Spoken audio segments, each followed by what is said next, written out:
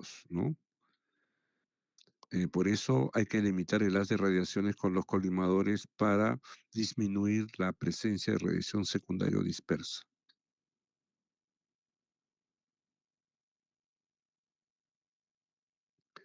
A ver, ¿qué cosa quiero decir acá? Ya. Esto es una proyección radiográfica. Una proyección radiográfica, el sentido como el haz de radiaciones atraviesa una estructura anatómica. Pero una estructura anatómica está compuesto de diferentes elementos. Un plano anatómico A, un plano anatómico B, un plano C, un plano D, y todo se superpone al paso de la radiación. Y eso me va a dar la suma de sus espesores o de sus contenidos. Por ejemplo, aquí yo irradio, acá está el corte de una vértebra, acá está el corte del corazón y aquí del esternón. Y aquí, por ejemplo, se superpone vértebra, corazón y esternón. Me da una imagen blanca. Pero las imágenes donde no hay, digamos, atenuación o detenimiento de las de radiaciones, la radiación pasa fácilmente y se produce una imagen radiotransparente o radiolúcida. Pero ahora en el radiodiagnóstico se habla de la disociación. Toda estructura debe estar independiente o disociada para evaluarla de manera particular. Por eso, por ejemplo, se rota la estructura. Y al rotar la estructura, el esternón está solo, el corazón también y la vértebra también la puedo estudiar de manera disociada. Entonces, esta rotación me ayuda a disociar una estructura con respecto a otra. Entonces, por ejemplo, esto se llama proyección frontal, frontal póstero anterior, que va de atrás hacia adelante. Y esta es una oblicua anterior de este lado derecho, en la que me permite disociar la vértebra, el corazón y el esternón. Y cada uno de ellos da una determinada imagen radiográfica. Por ejemplo, ¿qué diferencia hay entre esta y esta? Esta mano vemos los huesos y vemos sus partes blandas, pero aquí veo el sistema arterial. Normalmente no se ve el sistema arterial o el sistema venoso. Esto se va a ver gracias a la incorporación de medios de contraste que ingresan al torrente sanguíneo y poder visualizar su morfología radiográfica. Aquí vemos una radiografía de abdomen con una imagen radiolúcida que corresponde al cuerpo del estómago. Aquí con medio de contraste se puede ver la mucosa gástrica. A eso se le llaman medios de contraste. Aquí un abdomen y aquí un colon opacificado con medio de contraste. Riñones, ahí están los riñones con la utilización de medios de contraste. Ahí están. En la pelvis femenina, acá se ve el útero, las trompas uterinas. Acá no se ve, se emplean medios de contraste para poder observar la morfología de cada una de estas estructuras. Sistema arterial, sistema venoso. Entonces, esos elementos hacen que introducidos dentro de porciones anatómicas muy de bajo número atómico, hacen que estas sustancias que son incorporadas o ingresadas al organismo eleven ese número atómico. Y en ese momento, al momento de irradiarlas, puedan mostrar su contenido, es decir, su forma. Los medios de contraste son aquellas sustancias que introducidas en el organismo por vía oral, por vía rectal o parenteral hacen posible que aquellas estructuras anatómicas que no eran visibles radiográficamente se evidencien ante la exposición de radiación X. Ahí están los medios de contraste, son yodados, varitados. Los yodados se usan en estructuras vasculares para estudiar riñones, para estudiar útero, por ejemplo, y estos varitados para hacer un estudio del tubo digestivo. Formación de la imagen radiográfica. Acá viene el meollo del asunto. Hay dos fundamentos, el fundamento de la formación de la imagen radiográfica y los fenómenos físicos y geométricos. Fundamento de la formación de la imagen radiográfica. Principalmente se da por el fenómeno físico y por el fenómeno geométrico. El fenómeno físico Se debe al poder de penetración que tienen los rayos X, ¿no? De atravesar a los cuerpos opacos a los rayos luminosos. Y también va a depender de la constitución o la interiorización del cuerpo, que es lo que contiene el cuerpo al momento de ser irradiado. La composición heterogénea del cuerpo humano, dice, hace posible que existan diferentes grados de absorción de los rayos X que hacen que se registre la imagen radiográfica representada por un conjunto de densidades que van desde lo radiopaco a lo radiolúcido.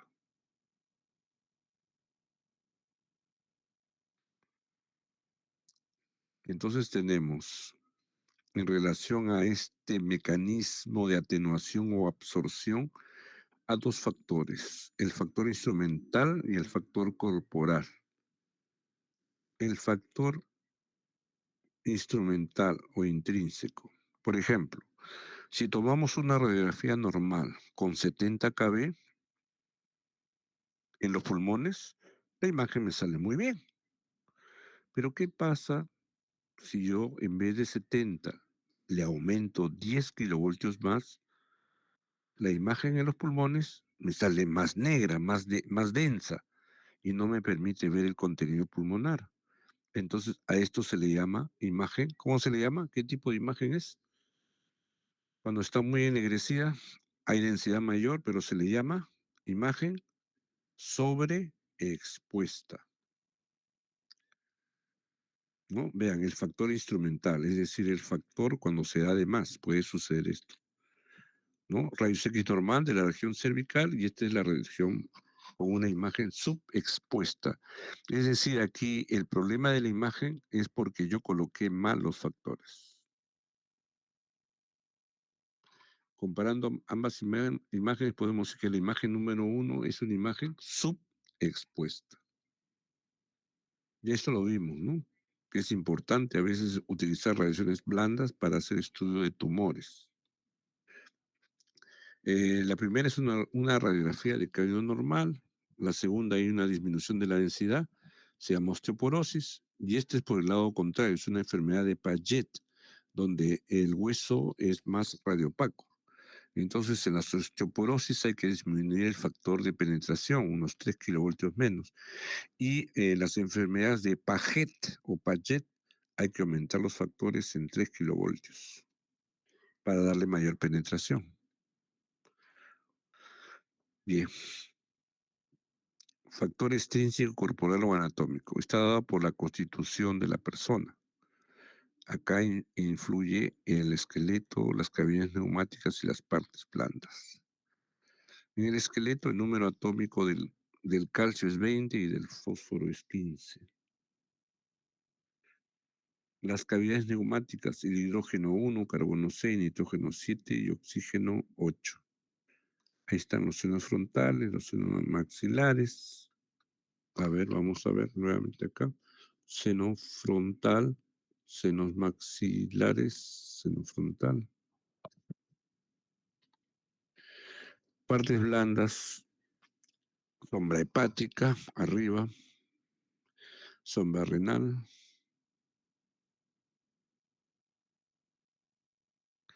músculos psoas, aquí, hasta acá nomás se ve.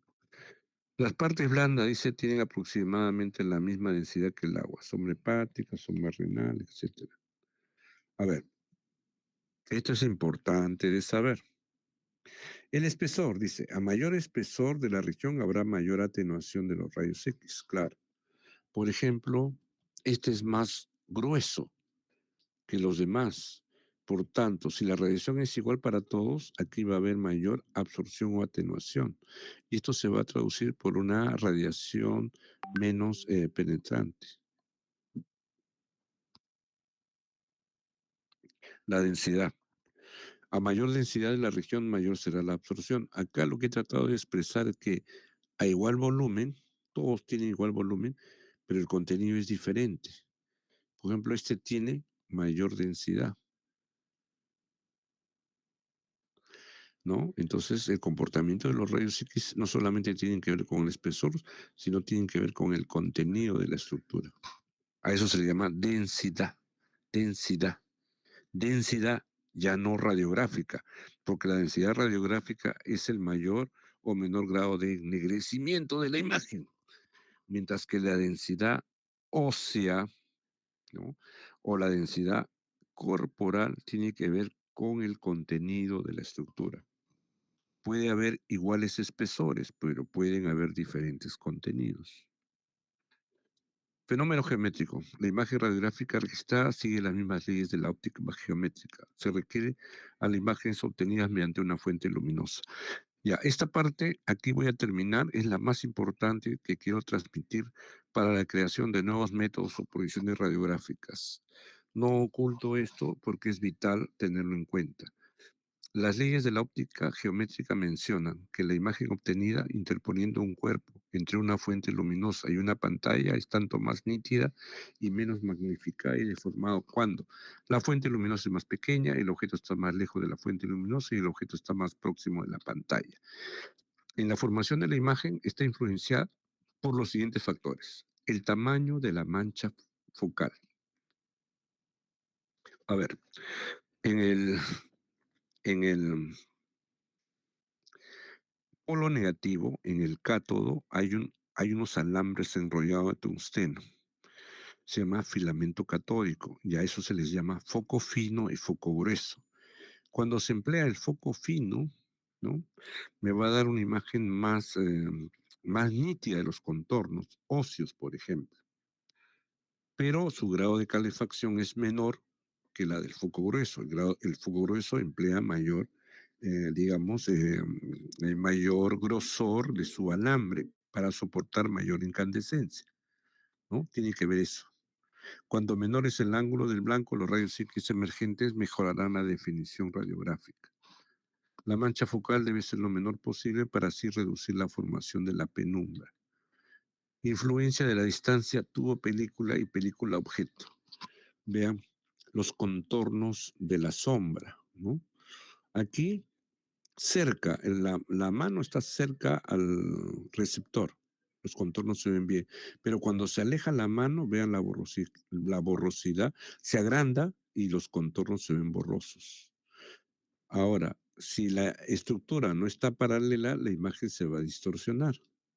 Entonces acá influye un concepto, que para tomar una radiografía, cualquiera sea esta, mi región anatómica y radial debe estar lo más cerca posible al receptor de imagen para que sea una imagen real y definida de la que yo quiero proporcionar. ¿Ya? Es una ley. Toda estructura debe estar lo más cerca posible al receptor de imagen. Bien, seguimos. Acá. Por ejemplo, acá. El objeto, la estructura está alejada, se va a magnificar y los bordes van a ser borrosos. A diferencia de aquella que está cerca, sus contornos van a ser definidos y reales. El haz de radiación, para que sea una imagen real y definida, debe incidir de manera vertical al eje medio o al centro del eje mayor de la estructura anatómica que se va a irradiar. Debe ser perpendicular al punto medio, porque si lo atraviesa de manera esquinada o angulada, la imagen resultante se deforma. Entonces, esta es una ley que tiene que ver con la formación de la imagen radiográfica, que dice que toda estructura que se va a irradiar, su rayo directriz o principal debe ir al centro del eje mayor de la estructura que se quiere irradiar. Otra, el plano anatómico debe ser paralelo al receptor de la imagen para que la imagen sea real y nítida, porque si el plano anatómico no está paralelo, la estructura se deforma. O sea, la imagen resultante de esa porción anatómica se deforma. Por ejemplo, acá, el plano anatómico no está paralelo, acá sí. Entonces se deforma el aspecto de los cuerpos vertebrales. Ya, esto es lo que habíamos hablado, ¿no? Efectos de la configuración de la imagen, efecto de sumación, efecto de sustracción. Cuando dos estructuras opacas se proyectan sobre sí, dan una imagen más blanca de lo normal. Pero eso no quiere decir que esto sea patológico, sino es la superposición de dos estructuras radiopacas. Por eso se ve así y eso se llama efecto de sumación. Igual aquí, esta zona de aquí se ve más blanca porque es la superposición de la cabeza humeral con la cavidad glenoidea. Por eso se ve más blanca. Se llama efecto de sumación. Igual aquí, el olecrano se ve más blanco porque se superpone con la epífisis distal del húmero. En cambio, acá se disocia, ¿no? El olecrano del húmero. Acá, por ejemplo, el peroné que viene acá se ve más blanco en esta zona porque se superpone el peroné con la polea astragalina y se ve más blanco. Efecto de sustracción es cuando una imagen ósea o radiopaca se superpone con una cavidad aérea o con una porción neumática. Entonces se dice que esa porción neumática le sustrae opacidad. Eso se llama efecto de sustracción. Por ejemplo, aquí la tráquea le está quitando opacidad a las vértebras. Eso se llama el llamado efecto de sustracción. El efecto de sustracción se da porque acá está, en esta proyección frontal se superpone la tráquea y el vestíbulo laringio con las vértebras cervicales. Y esto se toma así. Y las de radiaciones va así. Y se superpone esta columna aérea con esta columna ósea. Y da un efecto de sustracción. Quiere decir que la radiotransparencia le sustrae opacidad a las vértebras. Bien, acá también, igual en las vértebras, la tráquea da un efecto de sustracción a las vértebras dorsales. Esto ya lo vimos, proyecciones radiográficas, ya lo vimos, proyecciones, proyecciones, ya lo vimos. Bien, esto era lo que quería mostrarles.